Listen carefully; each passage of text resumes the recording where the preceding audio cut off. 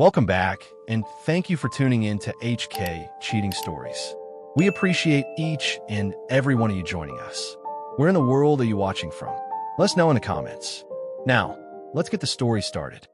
My name is Jack Carter. I'm a builder of homes, of businesses, of lives. But before that, I was a soldier.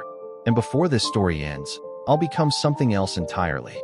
For 23 years, I believed in loyalty, in family, in the woman I built my life with. I thought I knew who I could trust. I was wrong. One phone call shattered everything. A call from the hospital telling me my daughter had been beaten within an inch of her life. The men who did it, they were drinking my whiskey in my house while my wife laughed beside them. They thought I'd walk away. They had no idea who they were dealing with. The bitter taste of burnt coffee filled my mouth as I stood in my kitchen, staring at the dark liquid swirling in my cup. I'd been distracted again, lost in thought, letting the damn thing overcook. The morning routine, coffee at 6, newspaper at 6:15, was something I had perfected over the years. A habit, a ritual, a piece of normalcy in a world that often felt like it was unraveling. At 45, my body still carried the discipline of my military years. Broad shoulders, strong hands, and sharp blue eyes that had seen too much. I had built a solid life after leaving the service, construction foreman by trade, a man who built things rather than destroyed them. My wife, Lena, and I had been together for 23 years, and we had a daughter, Emily, who was the best damn thing that ever happened to me. I took a slow sip of coffee, ignoring the bitterness, and reached for the newspaper. The quiet was comforting, peaceful. Then my phone rang. The sharp, shrill tones sliced through the silence, freezing me in place. I frowned at the unknown number flashing on the screen. Jack Carter, I answered, voice steady, but something in my gut twisted. Mr. Carter, a clinical voice said on the other end. This is Memorial Hospital. Your daughter, Emily, has been brought into the emergency department. Everything inside me went still. What happened? My voice came out cold, controlled, a habit ingrained from years of dealing with high-stakes situations. We can't discuss details over the phone, the woman replied. But you need to come immediately. I was already moving. The cup clattered onto the counter, coffee spilling across the surface.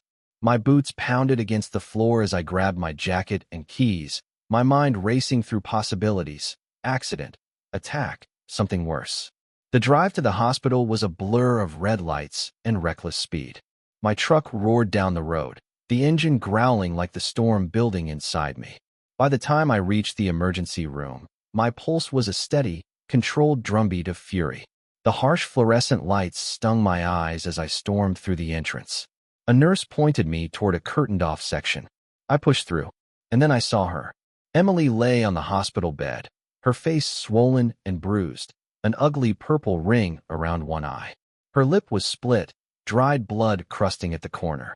Her hands clutched the thin hospital blanket like it was the only thing keeping her grounded. She looked up at me. Her breath hitched. Dad. I was at her side in an instant, my large hands covering her trembling fingers. I'm here, baby girl, I murmured. Tell me what happened. Tears slipped from her eyes, but she forced herself to speak through the pain. I came home early from Sarah's. I heard noises upstairs. Her throat worked, as if swallowing the words would make them easier to say. I thought maybe something was wrong. But then I saw them. My grip tightened, but I forced my face to remain calm. Saw who? She squeezed her eyes shut. Mom. And Uncle Ryan. Together. The words felt like a bullet to the chest. Lena. My wife. The woman I had built a life with. Betraying me. Not just with anyone, but with her own brother. I felt the rage rise, but I kept it buried, locked away. I had learned long ago that fury was a tool, a weapon best used with precision. Emily's voice wavered. I screamed. And then, 2 men came out of nowhere. Ryan's bodyguards. They grabbed me, threw me down the stairs. My breathing turned slow, measured, the kind of breathing you did before pulling the trigger. They're still there, she whispered. Drinking your whiskey. Laughing. I leaned forward and kissed her forehead, my lips brushing against the bruises that never should have been there. Did you see a doctor yet? She nodded weakly. They're waiting for x-rays. Good. I stood, my movements controlled, deliberate. Dad. Emily reached for my wrist. Don't do anything stupid. I met her eyes, and for a moment, I almost smiled. But it wasn't a kind smile. Not stupid, I murmured. Just necessary. I turned and strode to the nurse's station. The woman behind the desk looked up as I approached. My daughter, Emily Carter, I said, my voice low, firm. I need to know the extent of her injuries. She hesitated. Sir, we're still. Photos, I cut in. Medical reports. Documentation. Everything. That's not standard. Make it happen. My voice dropped lower, colder. Those bastards aren't getting away with this. The nurse studied my face, then gave a slow, uncertain nod. I'll see what I can do. I turned away, my mind calculating, processing. This wasn't just an affair. This wasn't just a betrayal. Ryan had bodyguards. That meant something bigger was at play, more than I had ever realized. I pulled out my phone and dialed a number I hadn't used in years. It's Carter, I said. Remember that favor you owe me from Kandahar? A pause, then a quiet chuckle on the other end. I wondered when you'd call. I need everything you can find on Ryan Carter, I said. His business, his associates, his weaknesses. I mean everything. Another pause. Then, you got it. I ended the call and looked back toward the emergency room doors. 23 years of marriage. A lifetime of trust. All of it was a lie, and they thought they could get away with it. They had no idea what kind of man they were dealing with. But they were about to find out. The sterile smell of antiseptic filled my nostrils as I stood outside Emily's hospital room, fists clenched so tight my knuckles ached. My daughter was lying in a hospital bed because of them. Because of her. Lena, my wife of 23 years. The woman who once looked me in the eye and promised to stand by my side. She hadn't just betrayed me. She had helped Ryan's men put my little girl in that bed, broken and bruised. And Ryan, that son of a bitch, had laughed about it. I forced a slow breath through my nose, forcing the rage down, sharpening it into something useful. This wasn't just about payback. This was about justice. Emily needed me to be smart about this. I turned and strode down the hospital hallway, phone already in hand, dialing the second number of the night. It rang twice before a deep voice answered. Reynolds.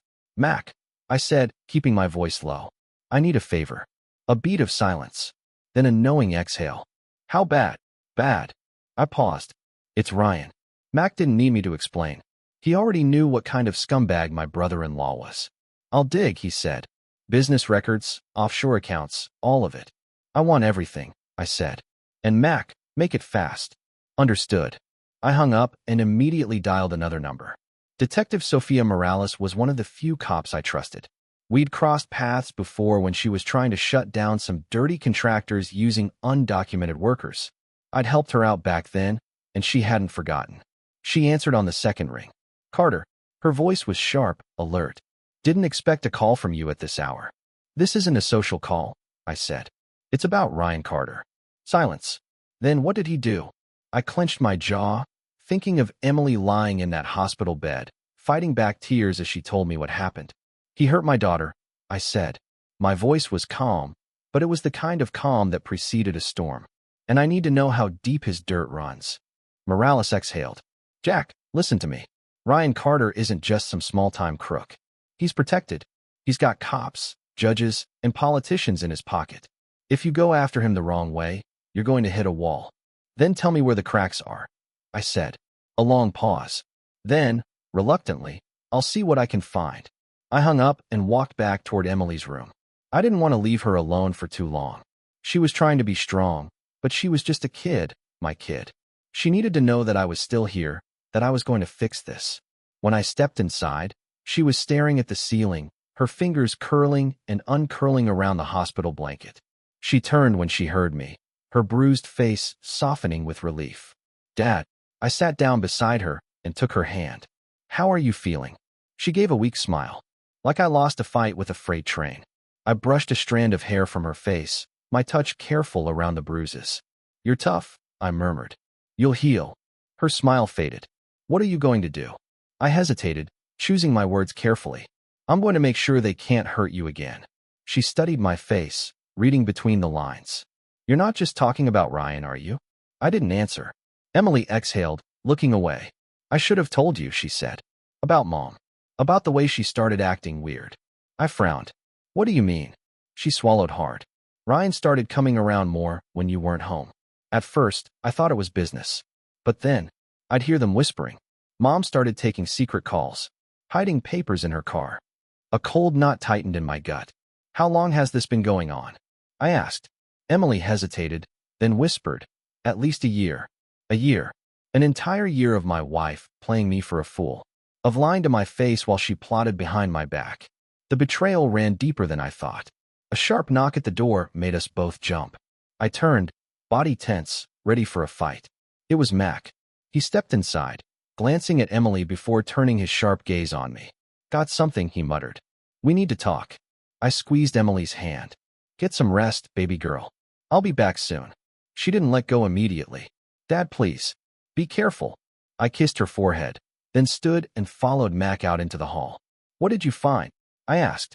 Mac handed me a tablet, his face grim. Ryan isn't just running a business. He's running a scam. Fake investments, money laundering. And get this. Lena's name is all over it. The world tilted for a second, then snapped back into focus. Mac swiped to another screen, showing bank transactions. She's been moving money into offshore accounts. Big amounts. And guess what? Divorce papers were already drawn up. I stared at the screen, my pulse a slow, steady drumbeat of rage. Lena hadn't just betrayed me.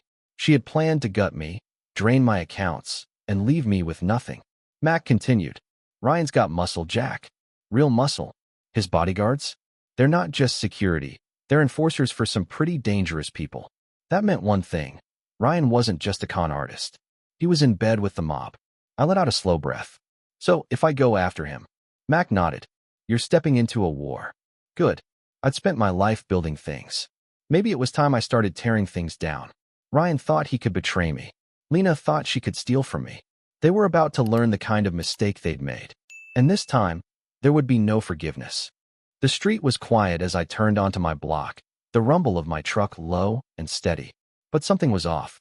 My instincts, sharpened by years in the military, screamed at me before my eyes confirmed it. Two black SUVs sat in my driveway, their tinted windows absorbing the glow of the streetlights. Professional muscle, trying to blend into a working-class neighborhood. Amateur hour. I didn't go straight in. Instead, I parked a block away, stepping out into the night and moving on foot. Years of combat training made my steps silent as I navigated through the shadows. The front door to my house hung open, lights spilling onto the porch. Laughter echoed from inside. I slipped in through the side entrance, my movements deliberate. The music was loud, bass-heavy, drowning out any sound I made as I moved through the house that I had built with my own hands. The smell of cigarette smoke hit me first. No one smoked in my house. My fists clenched as I made my way toward the living room, staying just out of sight. Should have seen his face. Ryan's voice carried over the music. Clueless bastard, had no idea. Laughter. Lena's voice joined in, slurred with alcohol.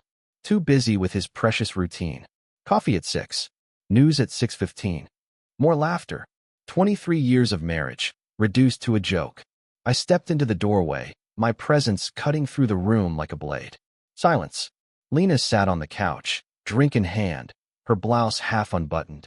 Ryan lounged beside her, arm draped around her shoulders like he belonged there. Two men in suits stood near the window, bodyguards, pretending to be professionals while sipping on my whiskey. Get out. My voice was quiet, but it didn't need to be loud. It cut through the air like the crack of a rifle. The glass slipped from Lena's fingers, spilling its contents onto the carpet. Ryan smirked, but his eyes darted toward his men. Well, he drawled, forcing nonchalance. The man of the house returns. 5 seconds, I said, stepping further into the room. Then I start removing you. One of the bodyguards, young, built, cocky, stepped forward. Listen, buddy. I moved. Years of training took over. My fist struck his throat, crushing his larynx before he could react. As he stumbled back, gasping, I drove my knee into his gut. He crumpled, wheezing, hands clawing at his neck. The second guard was faster, reaching for a weapon. I caught his wrist, twisting until bones cracked. His scream barely left his throat before I slammed his head into the wall. Once, twice. He collapsed, unconscious. 15 seconds. 2 threats neutralized. Ryan had paled, his smirk long gone. He stumbled backward, pulling Lena with him. Now, I said, advancing, let's talk. Jack, Lena gasped, her voice shaking. Just stop. We can talk about this. Like your men talked to Emily? Her mouth opened, but no sound came out. Ryan made a move for the door. I caught him by the throat, slamming him against the wall. His feet dangled as he gasped, his face turning red. Please, he wheezed. We can talk. I tightened my grip. Like your men talked to my daughter? Then I drove my knee into his stomach and let him fall. He curled on the floor, retching. My boot connected with his ribs once. Twice. 3 times. Stop, Lena screamed. You'll kill him. I turned, slowly. No, I said, voice dangerously calm. Not yet. Ryan whimpered as I grabbed a fistful of his hair, yanking his head up so he was forced to look at me. Your men hurt my little girl. My voice was low, steady. Think I'll return the favor. The next few minutes were methodical. Brutal. Calculated. I didn't kill him. That would have been too easy. Too clean. Instead, I made him feel every broken rib, every bruised muscle. He needed to understand what it meant to hurt my family. By the time I was done, Ryan was curled into himself, sobbing, his blood staining the carpet I had installed last summer. I turned to Lena. She shrank back against the couch, trembling. Jack, she whispered. Please, I can explain. I stared at her, the woman I had once loved, the mother of my child. But all I saw now was a stranger. Don't call me that, I said. Get your things and get out. Where am I supposed to go? She whispered. I let out a humorless laugh. Ask your brother. Ryan let out a weak, pained groan. I turned to the bodyguards, one unconscious, the other still clutching his broken wrist. Take your boss and get out. If I see any of you again, my voice dropped. They won't find your bodies. The conscious guard scrambled to his feet, dragging his partner up.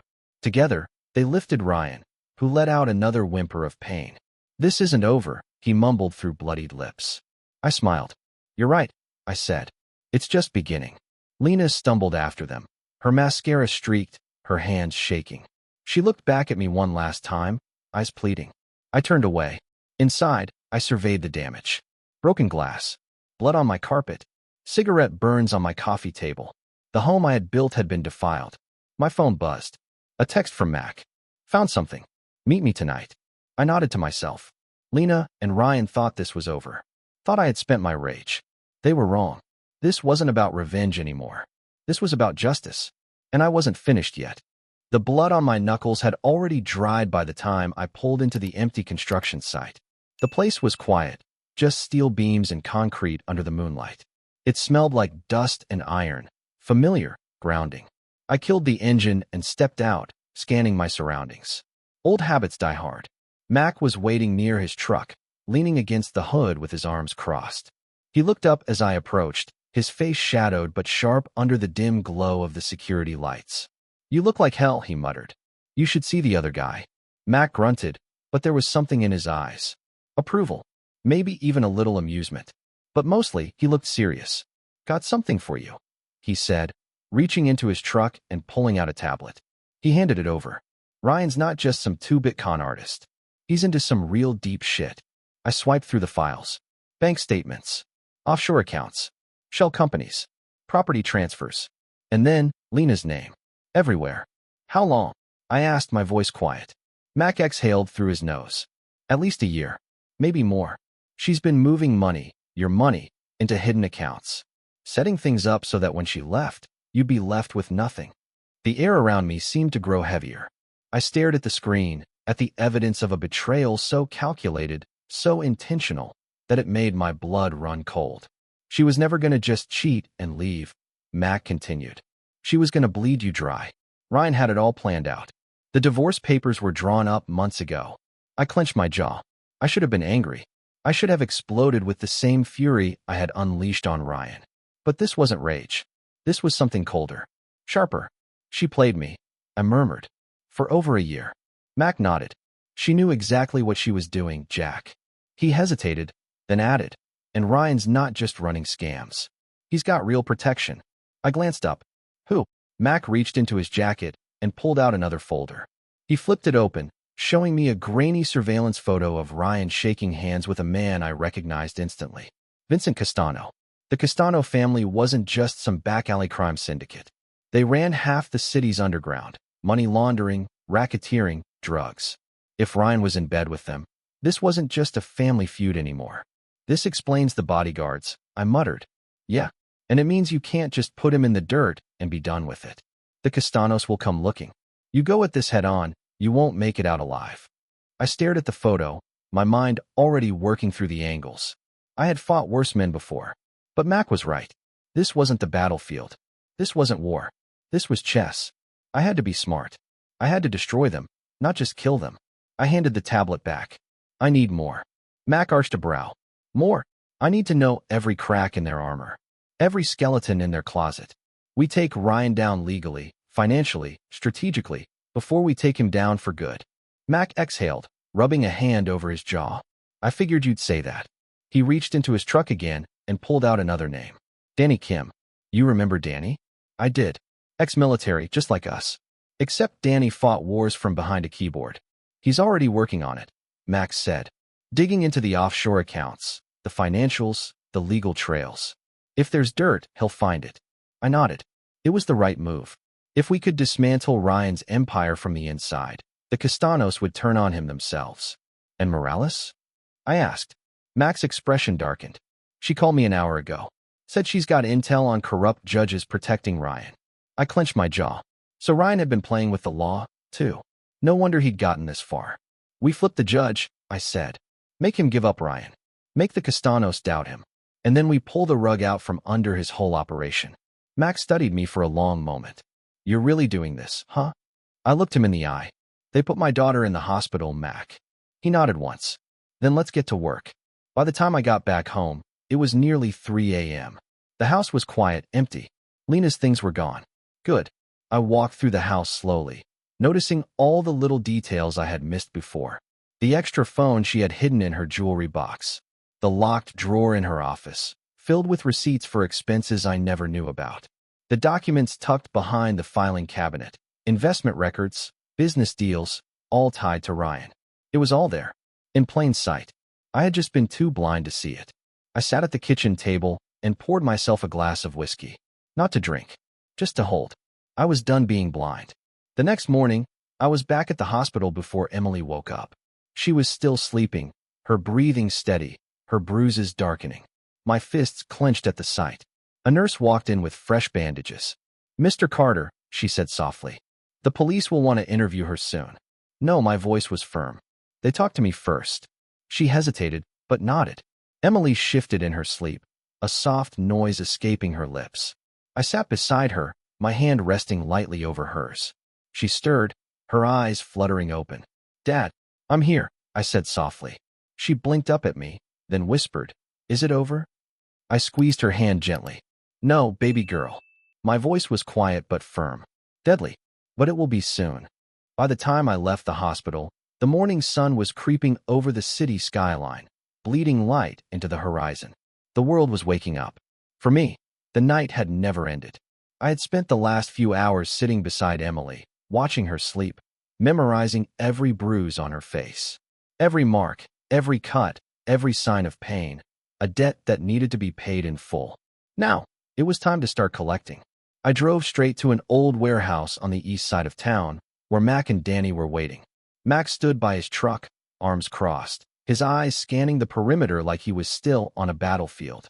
Danny was hunched over a laptop on the hood, fingers flying across the keyboard.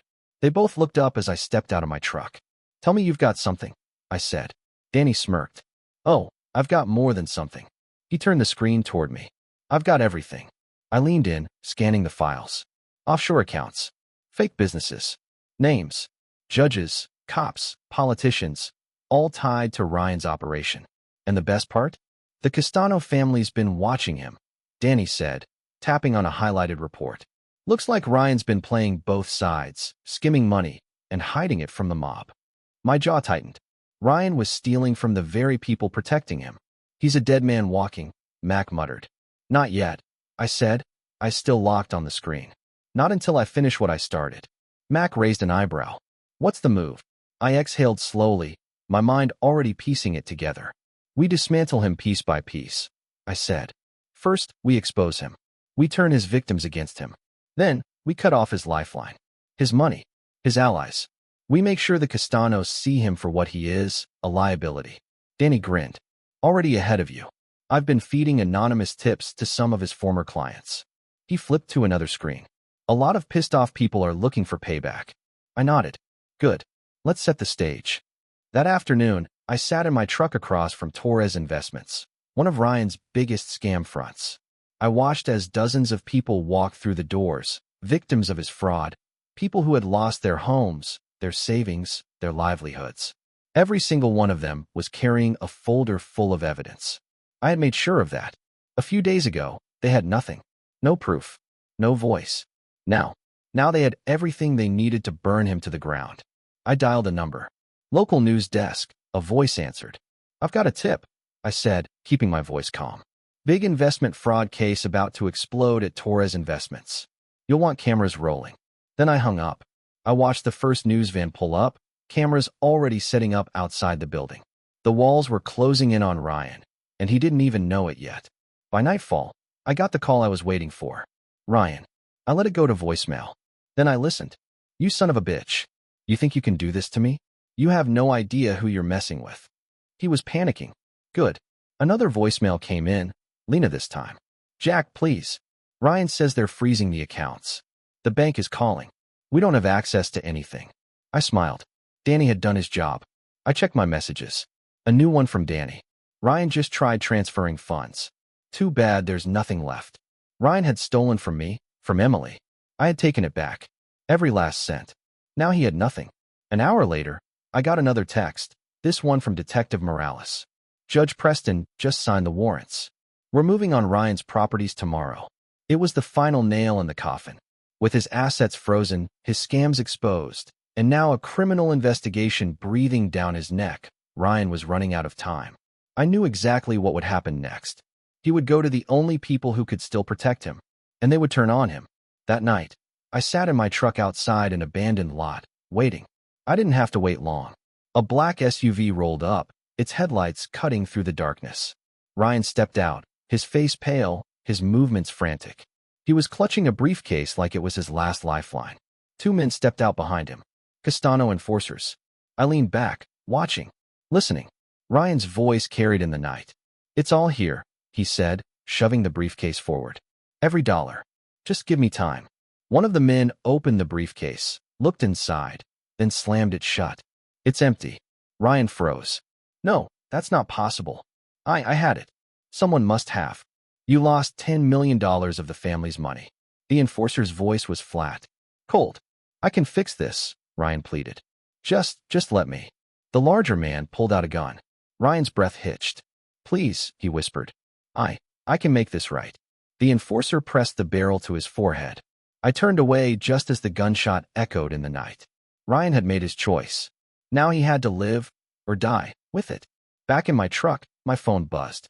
Lena. I let it ring. Then another voicemail popped up. Her voice was shaking. Terrified. Jack, they're saying it was all fraud. They're seizing everything. I don't know where to go. Please pick up. I deleted the message. She had made her choice too. I exhaled slowly, staring at the empty street ahead. Ryan was gone. Lena was broken. Their empire was ashes. And I wasn't done yet. The city felt different as I drove through its streets that night. Like something had shifted, like a storm had finally broken. Ryan was dead. The Castano family had taken care of him the moment they realized he had been skimming from their pockets. Lena? She was running scared.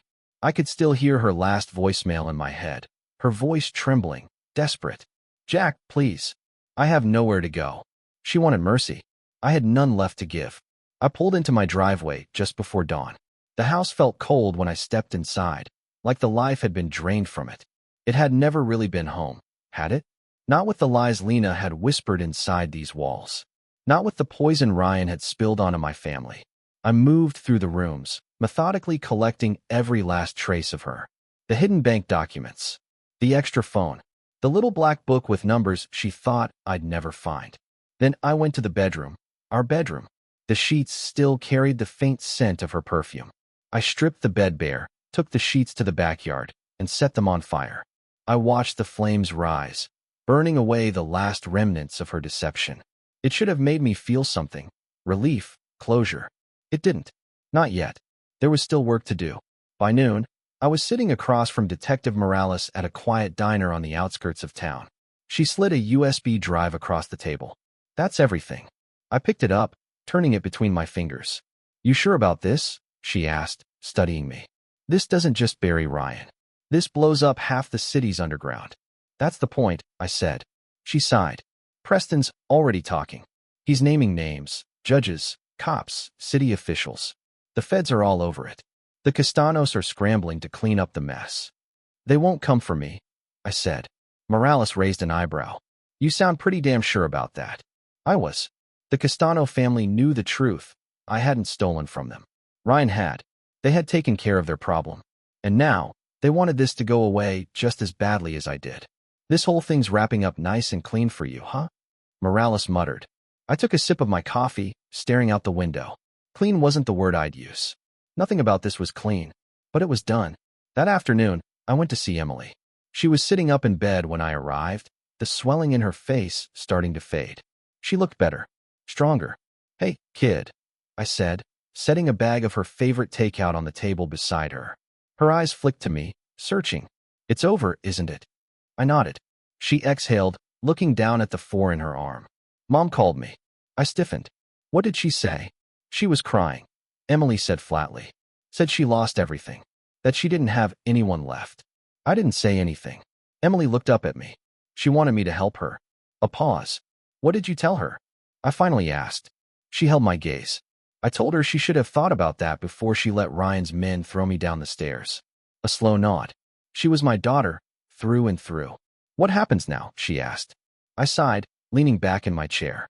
Now, I repeated. Now we move on. She studied my face. Can you? The question sat between us, heavier than anything else in the room. I didn't answer right away, because I wasn't sure. That night, I made one last stop. A cheap motel on the edge of town. Room 112. Lena was there. I could hear her pacing inside before I knocked. The door swung open, and she froze when she saw me. She looked hollowed out, makeup smeared, eyes red, a bottle of cheap vodka, sitting half empty on the nightstand. She had been beautiful once. Now, she looked exactly like what she was, a woman who had lost everything. Jack, she breathed. Please. I stepped inside and tossed an envelope onto the bed. She glanced at it, confused. What's this? Divorce papers, I said. And proof. Her hands trembled as she picked up the folder, flipping through the contents. Bank records. Emails. Transactions that tied her to Ryan's scams. She paled. You kept all of this? She whispered. I'm a careful man, Lena. She looked up at me, eyes wet. What do you want? Sign the papers, I said, my voice cold. Then disappear. And if I don't? I took a step closer, lowering my voice. Then I destroy you. She swallowed hard. After a long moment, she reached for the pen. Her signature was shaky. When she was done, I picked up the papers and turned to leave. Jack, she called after me, her voice breaking. Do you really hate me that much? I stopped at the door, looking back at her one last time. I don't feel anything for you at all. Then I walked out, leaving her behind. By the time I got home, my phone was buzzing. Mac, you see the news? He asked when I picked up. I grabbed the remote and flipped to the local channel. The headline said it all. Major crime ring exposed. Below it, a picture of Ryan, of Judge Preston, of the officials who had protected them. It was all burning down. Mac's voice was low. It's over, Jack. I turned off the TV and looked around the empty house. Yeah, I said quietly. It is. The next morning, I woke before the sun. The house was quiet. Still, for the first time in a long time, I wasn't waiting for the next fight. Wasn't bracing for another betrayal. Wasn't preparing for a war I hadn't started but damn sure had finished. I made coffee, properly this time, letting the rich, bitter scent fill the kitchen. No burnt brew. No distractions. Just routine. But everything was different now. Because Ryan was dead. Because Lena was gone. Because I had won. By mid-morning, I was back at the hospital, sitting in the chair beside Emily's bed. She was scrolling through her phone, her bruises already fading, her expression unreadable. They ruled it a mob hit, she said, turning the screen toward me. I glanced at the news article. Local businessman found dead, suspected ties to organized crime. They're not wrong, I muttered, setting my coffee down. She studied me. But they won't come after you. I shook my head. The Castanos needed Ryan gone just as much as I did. They'll let this go. She nodded slowly, but I could see the tension in her eyes. I don't want you worrying about this anymore, Em, I said. It's done. She exhaled. I know. A pause. Then, Mom tried calling again. I met her gaze. What did she say? Emily looked down at her lap. The usual. That she's sorry. That she wants to explain. I clenched my jaw. She doesn't deserve a second chance, Emily said softly. No, I agreed. She doesn't. And that was the end of that. I picked Emily up from the hospital the next morning. She insisted on walking to the truck herself, even though I could tell she was still sore. Stubborn. Strong. Like me. When we pulled into the driveway, she hesitated before getting out. It feels different, she admitted. I glanced at the house. It is. I wasn't sure it would ever feel like a home again, but we'd rebuild. We had no choice. That afternoon, I met Mac and Danny at a bar downtown. They were already seated in a booth when I walked in, whiskey glasses in front of them. Mac lifted his drink when he saw me. To the end of an era. I smirked and sat down. That what we're calling it? Danny grinned. Hey, your revenge saga just dismantled half the city's corruption network. Gotta have a title for that. I shook my head, but I wasn't arguing. Mac leaned forward. So what now? I took a slow sip of my drink, letting the burn settle in my chest. Now, we move forward. Danny arched an eyebrow. And what does forward look like for you? I exhaled. Emily's got law school ahead of her. I've got a business to run. Mac studied me. And Lena? I set my glass down. She signed the papers. She's on her own. Mac nodded approvingly. Good. For a long moment, none of us spoke. The weight of the past few weeks sat between us, heavy but not suffocating. It was over, and I was still standing. A few weeks later, I was sitting in my office when my phone buzzed. Detective Morales. I picked up. What's the news? She let out a slow breath. Judge Preston cut a deal. He's naming every corrupt official he worked with. I smirked. Guess that means the Castanos won't be able to buy their way out of this one. Nope. She hesitated. You did a lot of damage, Carter. You sure you're ready to walk away? I glanced at the framed picture on my desk, Emily's high school graduation. Before everything fell apart. I wasn't made to fight forever, I said. She chuckled. Could have fooled me. I hung up, leaning back in my chair. One last war, and I had made sure my enemies were buried for good. Now it was time to build something real. That night, Emily and I sat on the back porch, watching the sun set. She was sipping tea, her fingers tracing patterns on the rim of the mug. You really think we can just go back to normal? She asked. I shook my head. Not normal. She glanced at me. But we can build something better. She let that sit for a moment, then nodded. I reached into my pocket and pulled out a set of keys. She frowned. What's this? I tossed them to her. A new place. A fresh start. For when you're ready. Her eyes widened. Dad. I shrugged. It's up to you. She stared at the keys in her hand, then at me. And for the first time in weeks, she smiled. Maybe we weren't completely healed yet, but we were getting there. Together. 5 years. It didn't seem like that long ago when I was standing over Ryan's broken body, watching his empire collapse under the weight of his own greed.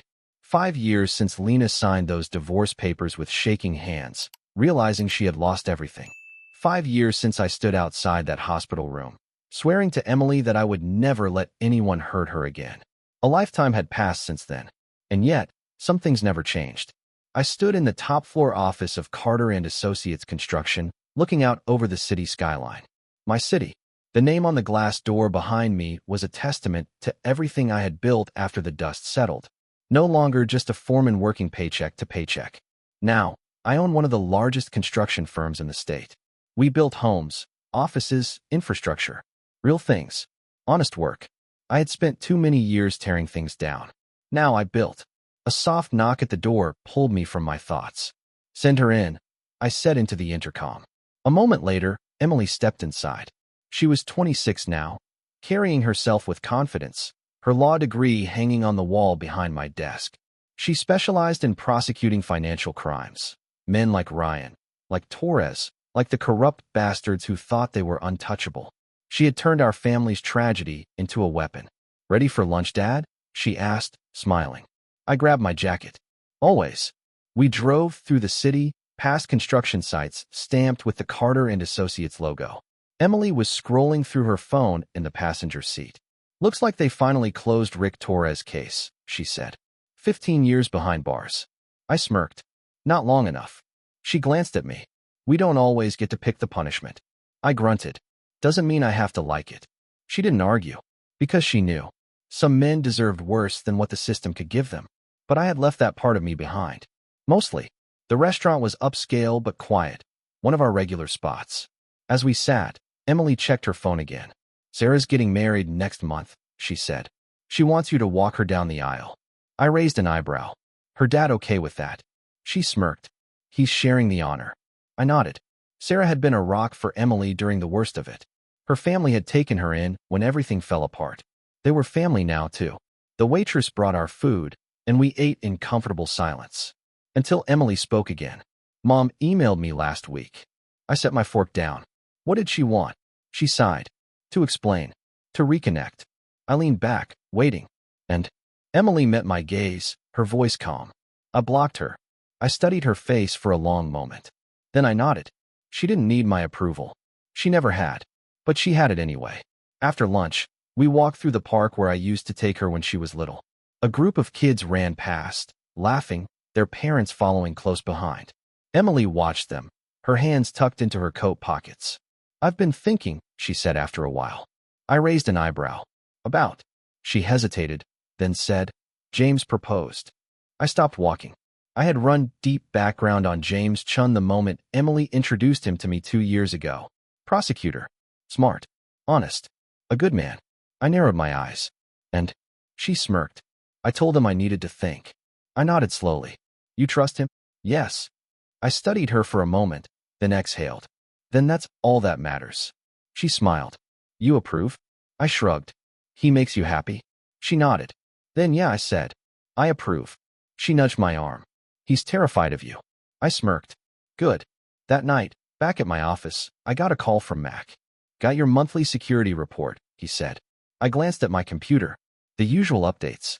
Eleanor Carter, still in Florida, no suspicious activity. Julian Torres, denied parole, serving his sentence. Castano family, business clean, no retaliation.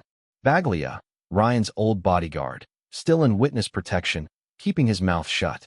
Everything under control. Appreciate it, I said. You worried about anyone coming back? Mac asked. I shook my head. No, they know better. We had made sure of that. An hour later, James came by my office. He was nervous, buttoning and unbuttoning his suit jacket as he stood in front of my desk. I gestured to the chair. Sit. He did. I leaned forward, resting my arms on the desk. You want to talk about Emily? James cleared his throat. Yes, sir. I smirked. Sir, huh? He swallowed. I love her. I want to spend my life with her. And I wanted to ask for your blessing. I leaned back, studying him. Have you ever lied to her? I asked. His eyes sharpened. No. Ever hurt her? Never. I let the silence stretch, letting him feel the weight of my stare. You know what happens to people who betray my family. He swallowed. Yes, sir. I do. I waited a second longer. Then I smirked. Good. I said, standing up. Welcome to the family, son. Relief washed over his face, but he still looked a little scared. Good. He should be. That night, I stood by my office window, looking out at the city. 5 years ago, I had been a man with nothing left to lose. Now, I had built something worth protecting. My daughter was safe. My enemies were buried. And anyone who tried to tear this down would learn the hard way. Jack Carter never forgives. And he never forgets. 5 years ago, I stood in the ruins of my life, staring at the wreckage of betrayal. I had trusted the wrong people, let my guard down, and paid the price. But I learned. I learned that loyalty matters more than blood. Family isn't just the people you're born to. It's the people who stand by you when the world falls apart. Emily, Mac, Danny, they were my real family. And I protected them the way a man should. I learned that trust is earned, not given. I spent years assuming that the people closest to me had my best interests at heart. Lena proved me wrong. So did Ryan. If something doesn't feel right, listen to that instinct. A lifetime of wisdom isn't just for show. It's a weapon, and it can save you from making the same mistakes twice. I learned that there's power in walking away. Not every battle is worth fighting. Some people aren't worth saving. Some doors should stay closed. Some bridges should stay burned. And when someone shows you who they really are, believe them the first time. Most of all, I learned that revenge isn't about rage, it's about justice. You don't need to swing a fist to destroy your enemies. Sometimes, the best way to win is to outthink them, outlast them, and leave them in the dust. So if you ever find yourself standing in the wreckage of something you thought would last forever, remember this: you're not done yet. You can rebuild. You can rise. And when you do, make damn sure you come back stronger than ever.